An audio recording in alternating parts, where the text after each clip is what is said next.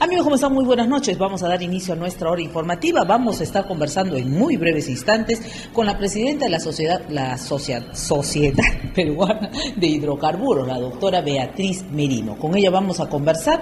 Ustedes estén atentos porque creo que es una charla que nos debe interesar a todos los que vivimos en esta región. Le vamos a preguntar sobre cuál es la perspectiva que tiene la Sociedad Peruana de Hidrocarburos acerca de, el tema de exploración en esta región y cuál es el futuro que nos puede deparar. Vamos a hablar con ella también. Bueno, y tal como les estábamos comentando, estoy ya acompañada de la doctora Beatriz Merino, conocida, por supuesto, en nuestro país, no solo porque fue la primera ministra mujer, presidenta de ministros, sino también la primera defensora del pueblo, mujer. Bueno, yo creo que la doctora no necesita de mayor presentación. La conocemos toda y sobre todo respetamos el trabajo en donde ella ha estado. Hoy es presidenta de la Sociedad Peruana de Hidrocarburos. Y le doy las buenas noches porque mañana ellos tienen una presentación. ¿Cómo está, doctora Beatriz Merino? Nancy, buenas noches. Una alegría estar en el programa en directo y también saludar a todos los televidentes de este programa aquí en Iquitos, una ciudad que quiero tanto. Bueno, muchísimas gracias. El día de mañana ustedes van a presentar un informe. Efectivamente, vamos a presentar este informe que lo he traído acá para mostrarlo en la cámara. Es un informe económico que es la primera vez que se hace en el Perú. Es un informe sobre el impacto del sector hidrocarburos en la economía del Perú. Por cierto, aprovecho para invitar a todos los estudiantes, a todos los que puedan estar viendo este importante programa, para que vengan a las 8:30, un corto para las 9 de la mañana, en el local del Vicariato. Ahí vamos a estar. Y creo, por ejemplo, los estudiantes, en general, ¿no? Las personas interesadas en saber cómo esta actividad, que es tan importante además para Loreto, es también muy importante para todo el Perú. Y a pesar de que ahora tenemos pues este problema que se sabe del desplome de los precios del petróleo, ¿no? Casi la mitad o menos, es importante, yo creo, analizar qué cosa ha significado esta actividad en los últimos años para el Perú, cómo es una actividad, por ejemplo, que produce 10% las regalías que produce la actividad minera, cómo es una actividad que le aporta más al Producto Bruto Interno, o sea, a la economía del país, que muchas otras actividades, la pesquera, la de construcción, etcétera, para el país. Cómo es una actividad que le produce 9% el impuesto a la renta de tercera categoría, a la recaudación fiscal, que es tan importante, y cómo es una actividad, por cierto, que produce el canon, para en el caso de una región como Loreto, pues es tan importante, no solo de ahora, sino de muchas décadas, ¿no? Así es. Entonces, esos son los temas que quisiéramos conversar un poco para difundir cuál es el impacto, cuál es la realidad de esta industria y, por supuesto, responder todas las preguntas que nos quieran hacer, ¿no? Yo creo que es el mejor momento en el que ustedes han llegado. Y le digo eso porque creo que necesitamos de muchas explicaciones en esta región. Primero, porque usted lo acaba de mencionar muy bien, somos una región que se mueve con lo que el canon petrolero deja por este tipo de extracción de las empresas que están aquí en esta región. El canon petrolero ha bajado porque el crudo ha bajado y esto lo conocemos muy fuertemente. Mucho, y esto nos afecta. Claro. Desde los estudios que ustedes tienen, porque supongo que ustedes deben tener estudios muy serios, con gente que sabe mucho al respecto, ¿cuál es el futuro que le espera a esta región, tomando en cuenta que sabemos, por lo menos eso es lo que se puede leer y escuchar de los conocedores de estos temas, que el precio del crudo se va a mantener más o menos, dicen, por 2 años con esta baja? ¿Cuál es el futuro de esta región frente a lo que está pasando? A ver, no sabemos exactamente cuánto va a ser el precio del petróleo y, como sabemos, es una industria cíclica. Ya ha tenido otros momentos en los que ha bajado fuertemente. Claro, pero en estos momentos Estados Unidos, digamos que es el que está... Claro, es el tema del fracking y todo esto, ¿no? Bueno, pero de todos modos está a los alrededores del $60 por barril. Algunas personas piensan que podría estabilizarse alrededor de $70 por barril. Bueno, depende pues qué ¿Qué movidas hay en el no, mercado? y a quién está leyendo uno, ¿no? De los analistas ingleses, en fin, hay toda clase de lucubraciones, pero no se habla de una recuperación al precio de 114 o 115 que estaba, ¿no es cierto? O más de $100, por lo menos no se habla de eso por los próximos 2 o 3 años. Exacto. Entonces, efectivamente, cuando algo cae de esa manera e impacta en lo que es el presupuesto de una región como Loreto, nosotros hemos llevado, el gremio que yo presido hoy día, hemos llevado al Ministerio de Energía y Minas una propuesta con 14 propuestas de emergencia, ¿no? Para que se haga lo mismo que se ha hecho en Colombia, o lo mismo que se ha hecho en Ecuador, o lo mismo que se ha hecho en Bolivia, porque el precio del petróleo ha caído para todo el mundo, no solamente para el Perú, ¿no? Entonces, otros países que producen petróleo, que producen gas y petróleo, como son estos países vecinos, no estoy hablando de los grandes países, Noruega, Estados Unidos, no, Rusia, estoy hablando de nuestros vecinos, ¿no? Han tomado medidas de emergencia, primero para impedir que se vayan las compañías que han venido a invertir, porque claro, con estos, digamos, este colapso de los precios, claro, pueden eventualmente... Los costos son más altos que lo que en realidad producen. Que lo que pueden costarles a ellos producir. Entonces, aquí mismo, ustedes saben, se ha reducido fuertemente la producción de petróleo, y por eso ha caído el canon. La segunda cosa que hemos hecho es difundir este tema, y pensamos que debiera haber una especie de canon ficto, ¿no? Esto se hizo, por ejemplo, cuando cayeron los precios de los minerales en el gobierno anterior, y entonces se notó que iba a haber una tremenda bajada en los presupuestos de algunas regiones, y el Congreso de entonces se hizo presente y le aportó a las regiones un canon ficto, de tal manera de proteger a los presupuestos de las regiones y no agravar tanto, digamos, lo que es la tensión de construcción de carreteras, de postas, en fin, todo lo que tenía planeado como inversión, en general los gobiernos regionales. Todas estas propuestas las hemos tratado. Obviamente también las vamos a llevar a la Comisión de Energía del Congreso, y las estamos difundiendo. Y las estamos difundiendo porque lo que no puede es el gobierno, ningún gobierno, es paralizarse, ¿no? Cuando hay una emergencia, uno reacciona a la emergencia. Yo he tenido conversaciones con la ministra de Energía, con las autoridades del Ministerio de Energía, he presentado esas propuestas de manera muy pública para que, ¿no?, como debe ser, de manera transparente. Digamos, yo no sé si aceptarán las 14, de repente solo aceptan 3 o 4 o 5, pero bueno, lo importante es que uno propone y ya el Estado evalúa si la propuesta está o no de acuerdo con lo que el Estado piensa, ¿no? Claro, tomando en cuenta, doctora, que este gobierno está de salida, porque ya le quedan muy pocos meses, no creo que por lo menos la discusión siquiera llegue hasta el Congreso. Tiene que llegar. Bueno, seamos entonces optimistas. No, tiene que llegar. Tiene que llegar. Así como van las cosas en el tema político de nuestro país, claro, pues siento de que hay no solo digamos, una poca percepción de qué cosa es lo que puede pasar, por ejemplo, con regiones como la de nosotros, o Cusco, ¿no? O Cusco, o Arequipa, en fin. No solamente se siente eso, sino que además se puede notar que el presidente de la República pues anda medio desorientado con lo que necesita el país. Entonces, tomando esa percepción y escuchándola a usted, ¿qué podría pasar en el peor de los escenarios? Mire, el peor de los escenarios es el actual, o sea, que se paralice y que las empresas empiecen a devolver los lotes y se vayan del Perú. Esa es una opción. Por eso, ¿no? Si ya existe ese peor escenario, ¿cómo es que el gobierno no reacciona? Y fíjese usted, para que venga una empresa de hidrocarburos al Perú, ¿no? Una empresa, ellos hacen pues enormes análisis, ¿no? Claro, entonces una vez que llegan, es una inversión grande.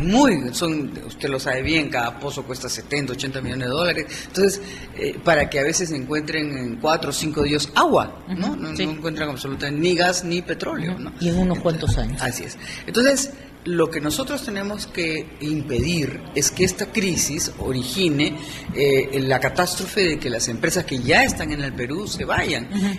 Y eso ha ocurrido en la historia. Nosotros en la Sociedad Peruana de Hidrocarburos hicimos, y yo invito a quien pueda estar viendo el programa a que vean la página web, ¿no?, de la Sociedad Peruana de Hidrocarburos.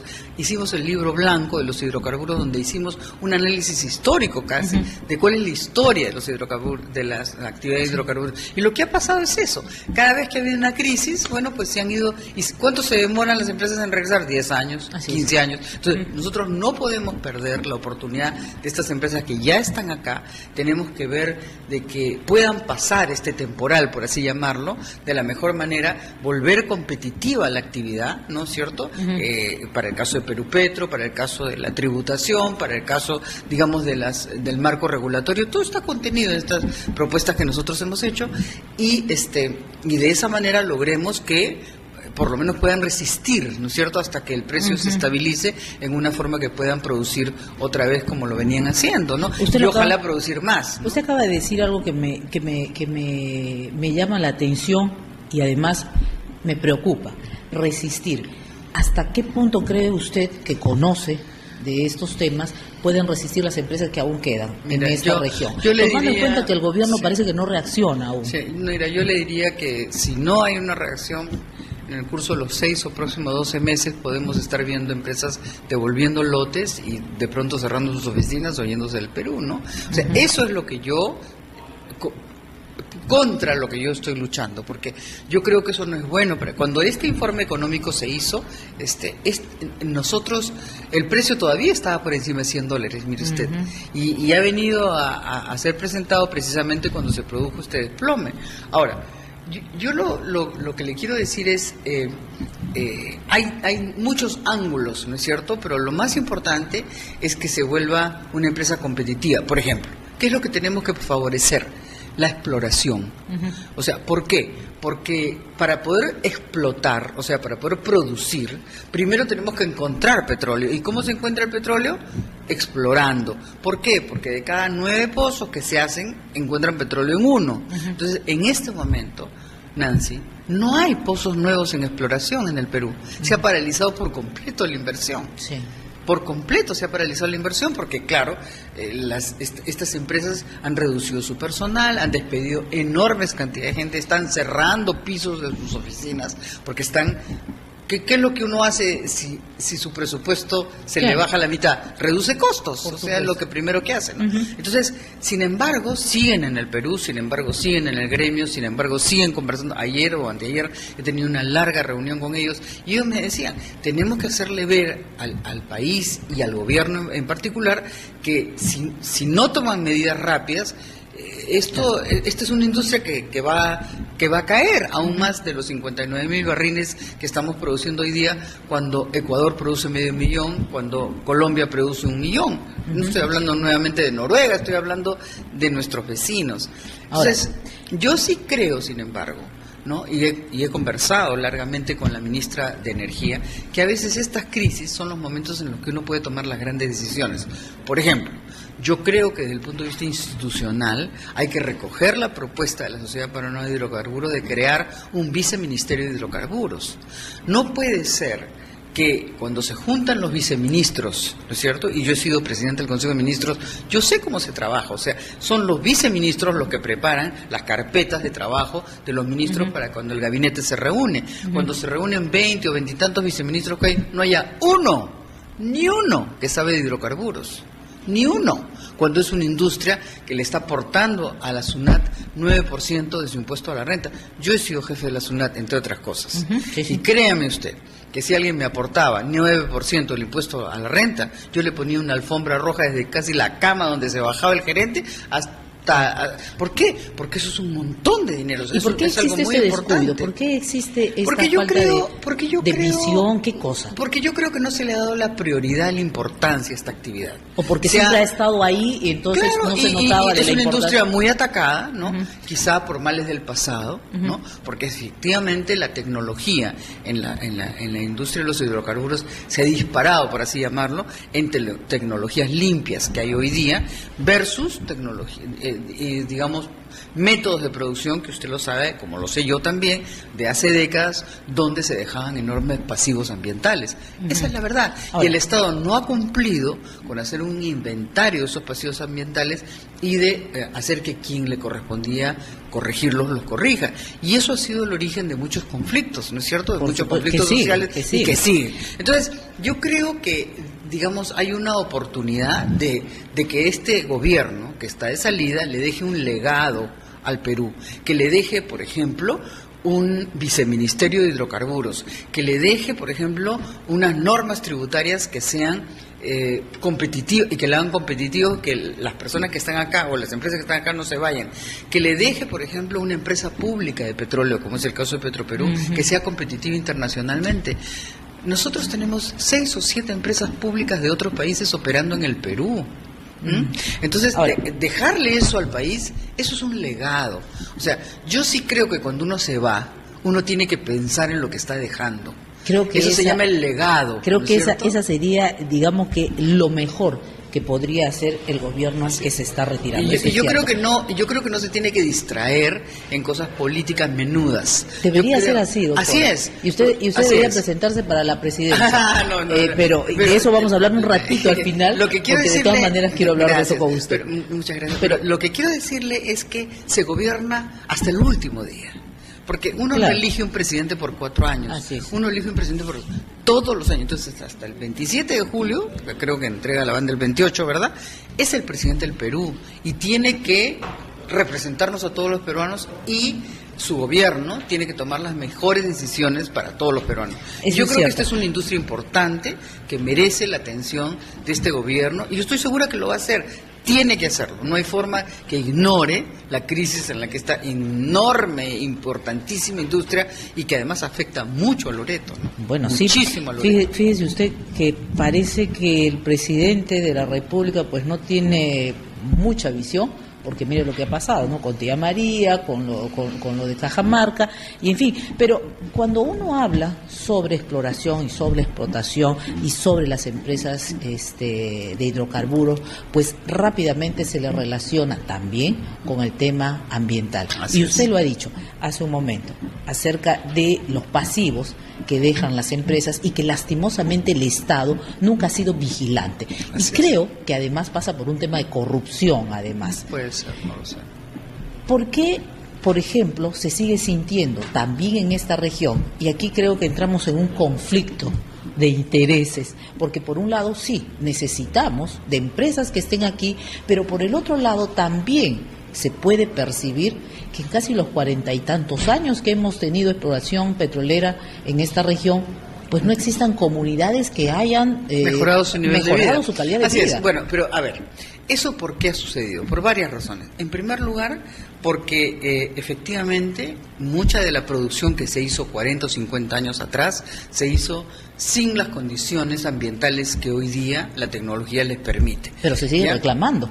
Pero claro, porque se quedaron los pasivos ambientales ahí. Usted recuerda, por ejemplo, el conflicto de los Ashuar, ¿no es cierto? Cuando, como consecuencia del acta que se firmó entonces, se ordenó que se acordó que se iba a reinyectar el agua, que hoy día todas las empresas petroleras en el Perú lo tienen que hacer porque se convirtió en una norma. Lo que yo siempre digo es, a veces los conflictos traen cosas muy malas, sobre todo cuando hay daños a la salud, cuando hay daños a la vida, ¿no es cierto?, o a la propiedad, pero a veces también presentan oportunidades de transformar, ¿no es cierto?, porque uno protesta porque tiene una razón para protestar. Yo le quiero decir a usted una cosa, mire, las comunidades nativas están entre las más abandonadas del Perú por el Estado.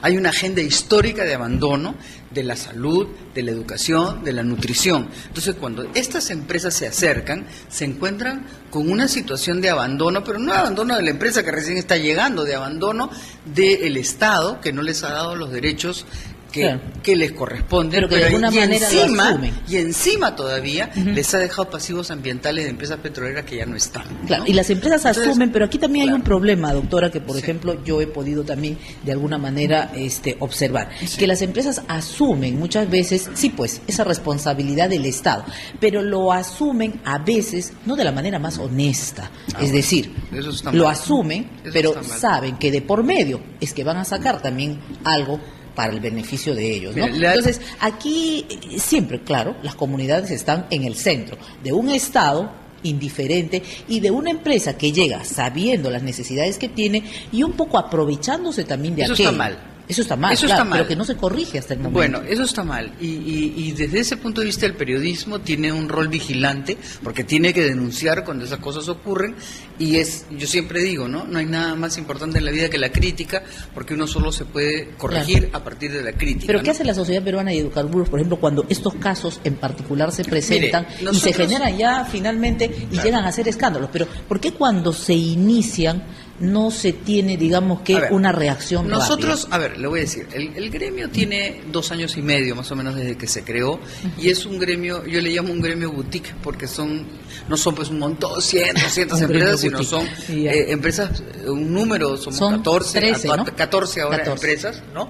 De producción y exploración, pero son como el 70 o 80% del mercado, porque están, del volumen de producción, porque están las más grandes, ¿no es cierto? O sea que es un gremio muy representativo. Ahora, es un gremio que se creó para que esta industria, que estaba un poco, vamos a decir, a la deriva, ¿no es cierto?, y en silencio, tuviera una voz. Y lo que hemos tratado de darle a este gremio es una personalidad de propuesta, no de queja, de denuncia, sino de propuesta, decirle al Estado hay que hacer esto, y muchas de las propuestas que nosotros hemos planteado son propuestas que se han aceptado, pero por ejemplo hay algunas que no, ya le acabo de mencionar las tributarias, el Viceministerio de Hidrocarburos, esas son propuestas que todavía están pendientes. Ahora, yo, creo que la corrupción es yo no sé si es el peor mal, pero ciertamente es uno de los 2 o 3 peores males de este país, ¿no? Es una cosa que yo miro con mucha, no le estoy hablando de la corrupción de una industria o de otra, le estoy hablando en general, ¿no? Claro, o sea, yo le digo, yo he pasado por el servicio público durante muchos años, he tenido a mi cargo muchas instituciones, y como digo yo siempre, todo el dinero del Perú ha pasado por mis manos, porque fíjese usted que yo fui jefa de la aduana, jefa de la SUNAT, y créame, todo el dinero pasa por ahí, ¿no es cierto?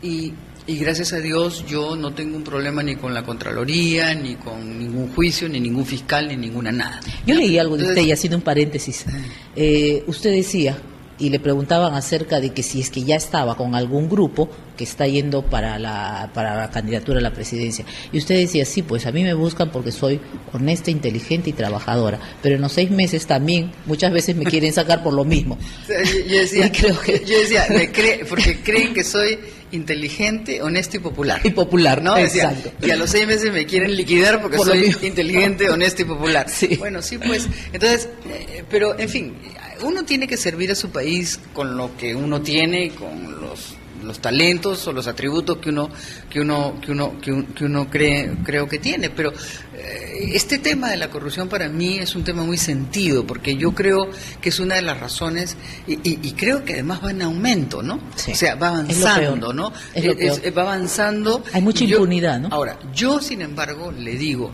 el solo hecho de que aparezca como número 1 en las encuestas significa que no hay resignación, significa que los peruanos no estamos resignados, ¿no es cierto? La batalla que dan, por ejemplo, algunos de los procuradores, algunos que son atacados, hasta despedidos en público, a mí me conmueve, porque creo que son personas que están dando una batalla por lo que todos queremos, que es la transparencia y la honestidad. A mí me conmueve mucho cuando la gente joven en la calle me para y me dice, doctora Merino, tenemos que luchar contra la corrupción. Entonces yo no pierdo la esperanza de que este país pueda, mire, este país es un país donde han habido comandantes generales de las Fuerzas Armadas en la cárcel, vocales de la Corte Suprema en la cárcel, vocales del Jurado Nacional de Elecciones en la cárcel. Último, el fiscal de la Nación. El fiscal de la Nación, bueno, no ha ido a la cárcel, pero ha sido destituido. O sea, mire, si usted se pone a pensar, cosas horribles. Bueno, el vicepresidente de la CONFIEP ha sido denunciado por un delito, ¿no es cierto?, públicamente por la Administración Tributaria. Entonces, creo que no debemos tener una actitud derrotista frente a la corrupción, ¿no? O sea, creo que tenemos todavía una energía y unas ganas de que este país sea un país limpio. Yo sigo pensando que el peruano es una persona decente, una persona trabajadora, una persona de enorme sabiduría, que ha sido lamentablemente muy mal gobernada, no todo el tiempo, pero muchas veces, ¿no? Y no ha sabido aprovechar todos los recursos que tiene. Estos recursos, por ejemplo, de los hidrocarburos, 65% de las cuencas que tiene de hidrocarburos que tiene el Perú están o inexploradas o subexploradas. Y cuando uno conversa con los geólogos le dicen, mire, me dicen, doctora, son las mismas cuencas de Colombia y de Ecuador, que están produciendo 10 veces, 20 veces lo que está produciendo el Perú. Entonces, yo me pregunto por qué, ¿no? Y la respuesta que me doy es que es por falta de que la sociedad esté bien informada. Yo soy una persona que cree que la persona bien informada toma las mejores decisiones para su futuro. Sí. Todo se basa en el tema de educación, además. Nadie me va a engañar si yo sé la verdad. Exacto. Entonces, yo lo que he venido ahora a Iquitos es hacer lo que ya hice en Lima y lo que hicimos en Tumbes, porque claro, hay mucha actividad petrolera, y la tercera ciudad que hemos escogido es acá en Iquitos, para poder presentar y con mucha transparencia presentar el informe. Después lo vamos a colgar, o está colgado ya creo en la página web, y recibir todas pero no voy a cesar en hablar del tema y en decirle al gobierno, que sí, pues, todavía faltan, ¿cuántos meses? 12, 13. 12 meses. O algo así. Es un montón de tiempo, créame, ¿eh? Entonces tenemos un montón de tiempo para que se puedan hacer muchas de estas, que se concentre, ¿no? Muchas de estas reformas. Entre las tarjetas de Nadine y la baja de popularidad del presidente, la cosa las tienen medio mareadas. Sí. Hay que enfocarse. Una pregunta, doctora, no sé si será muy ingenua, pero es algo que a mí siempre me da curiosidad. Sí. ¿Por qué si el crudo ha bajado, por qué la gasolina incrementa el precio de la gasolina? Porque es solamente una parte, ¿no? O sea, no es completamente, no es todo. ¿Ha subido la gasolina? Bueno, acá no sé si ha subido, ha incrementado. Ya, pero no es solamente una parte del componente del costo. Yo no lo sé porque la industria que yo represento no forma parte de eso se llama el downstream, ¿no? O sea, de la distribución, de los grifos, no forma parte, pero de lo que he escuchado la razón sería de que no es sino una parte del componente del costo. Okay. No va a bajar todo. Bueno, muchísimas gracias por haberme respondido sobre el tema de la Sociedad Peruana de Hidrocarburos.